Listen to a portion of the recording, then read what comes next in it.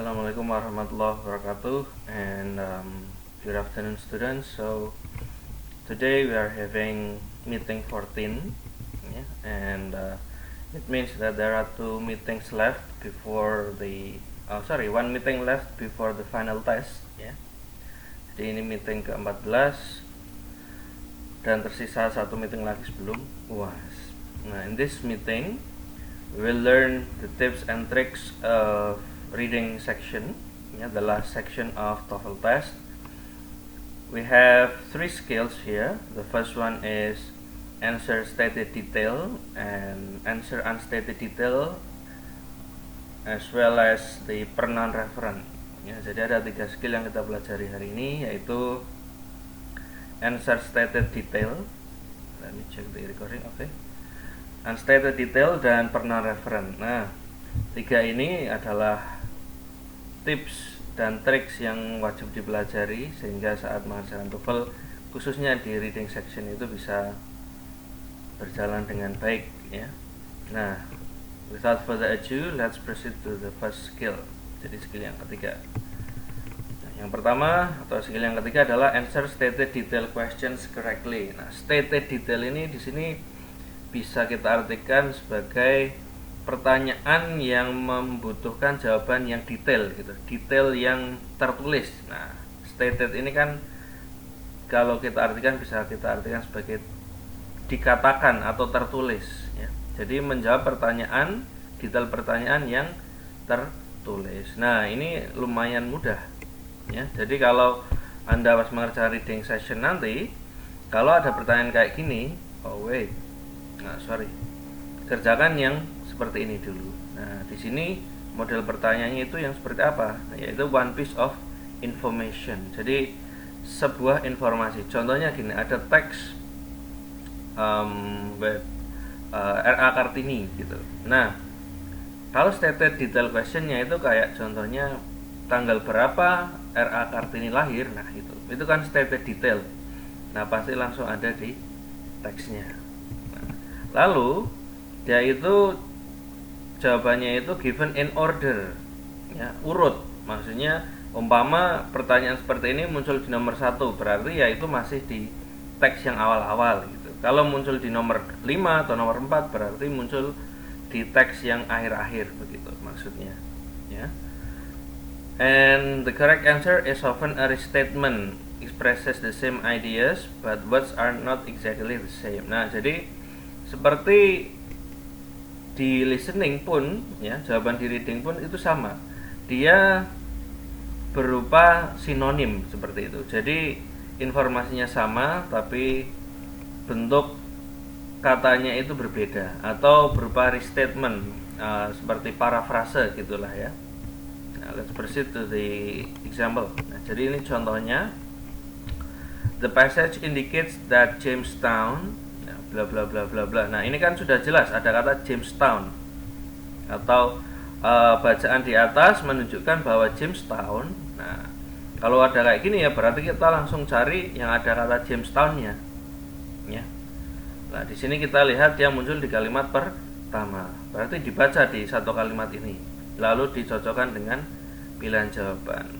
Nah, karena setelah kita baca dan cocokkan dengan pilihan jawaban, kita menemukan bahwa jawaban yang paling tepat adalah C, was the first permanent English colony in America. It's a bit easy, ya. Yang agak susah itu yang setelah ini, yang unstated detail. Jadi kalau ada pertanyaan kayak gini langsung dibaca, cari di teksnya, nah itu sudah ketemu jawabannya. Biasanya gitu.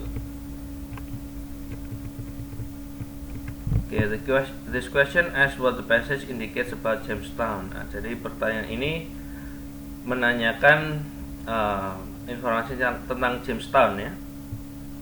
Jadi Anda tahu jawabannya pasti akan diarahkan secara langsung di teksnya. You should skim. Nah, jadi skim itu yang membaca cepat termasuknya. Okay.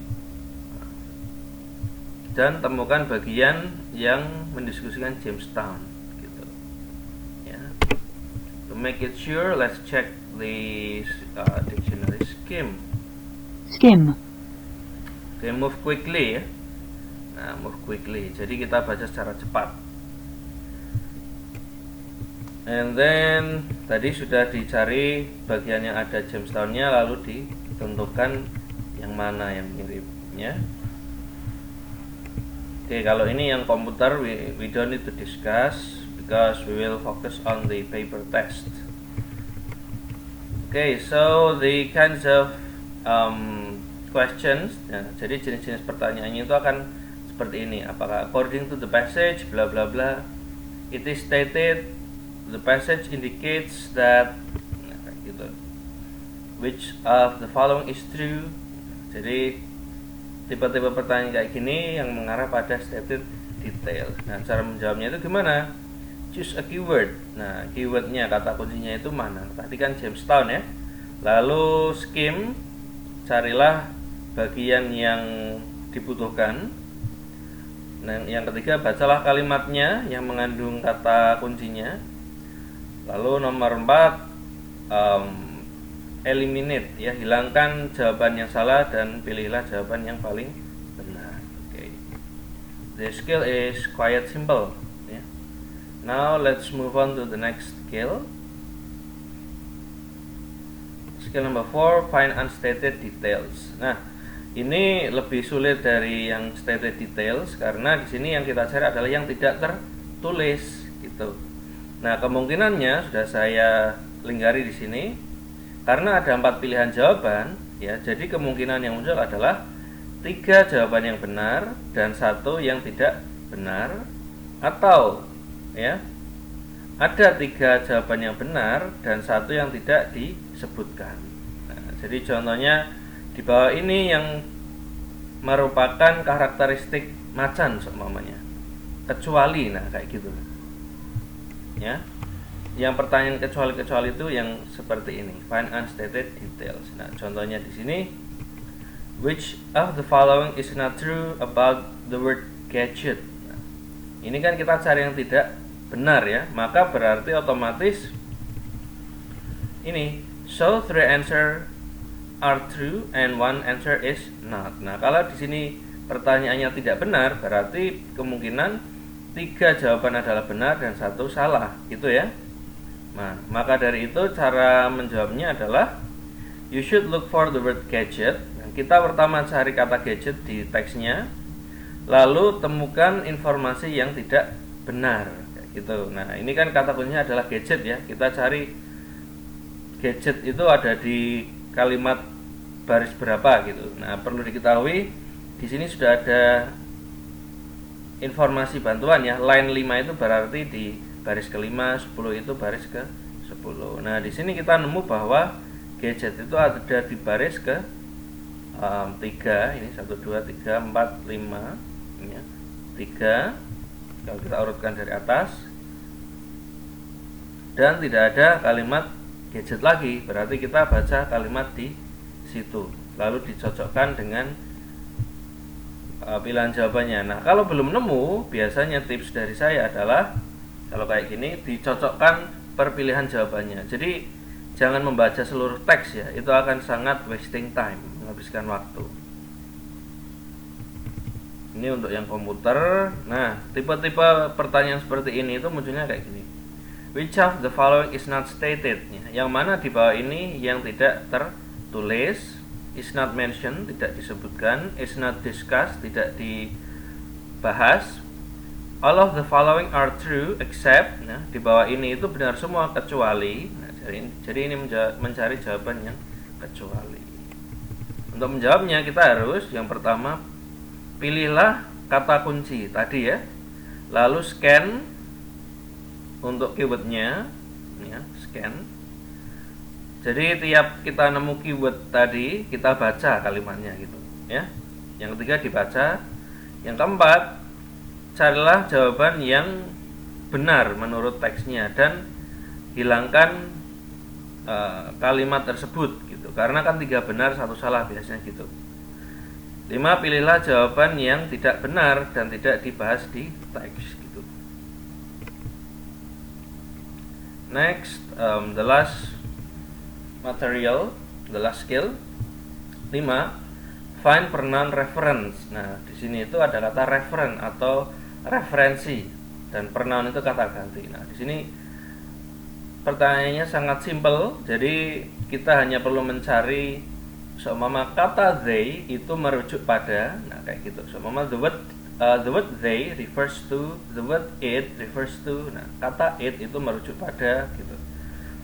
Singkatnya ini adalah which noun pronoun refers. Nah, pronoun itu kan kata ganti ya. Jadi kata benda mana yang dirujuk oleh kata ganti ini ya. Pronoun reference questions are worded a bit differently. Kalau ini bentuk soal kayak gini itu beda antara yang paper sama yang komputer gitu. Kalau yang paper itu dalam bentuk ABC, kalau yang komputer diklik gitu ya.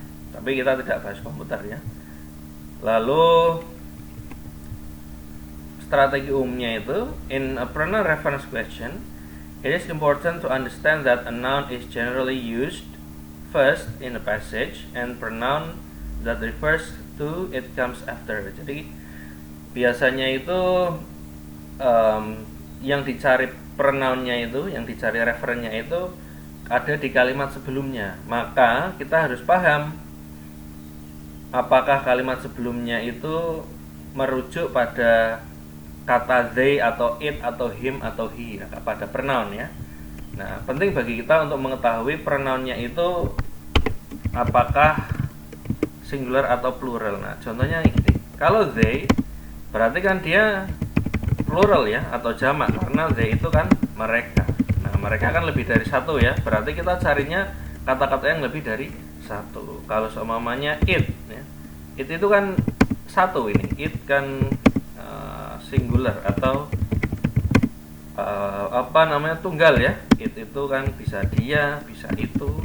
Nah, yang agak tricky itu yang you ini. You itu kan bisa kamu, bisa kalian gitu. Kalau kamu itu berarti kan tunggal ya. Kalau kalian itu kan jamak. Nah, ini yang agak tricky yang you ini. Tapi biasanya yang tricky-tricky ini nggak keluar sih. Karena TOEFL itu pasti jawabannya itu sudah fix gitu, sudah paten. Oke, contohnya ini. The pronoun they in line 5 refers to. Nah, di sini ada line 5 ya. Ini ya, kita sekarang di sini 5. Oh, di sini ada kata they. Dia merujuk pada. Nah, jadi kita baca nah, ini. To answer this question, you should look before the pronoun they for plural noun. Karena ada they berarti kan kata bendanya itu jamak ya. Kita baca kalimat sebelumnya yang mengandung noun yang plural. Noun itu kata benda. Nah, so there are possible answers. Digestive fluids ya, come after the pronoun. So it is probably not the correct answer. Nah, digestive fluids ini kan ada s-nya ya. Berarti ini banyak. Nah, ada they juga di sini. Berarti kita cari yang jamak. Itu. Oke, di sini kita lihat sebelumnya, in order to survive, these plants have developed mechanisms to trap insect within their foliage.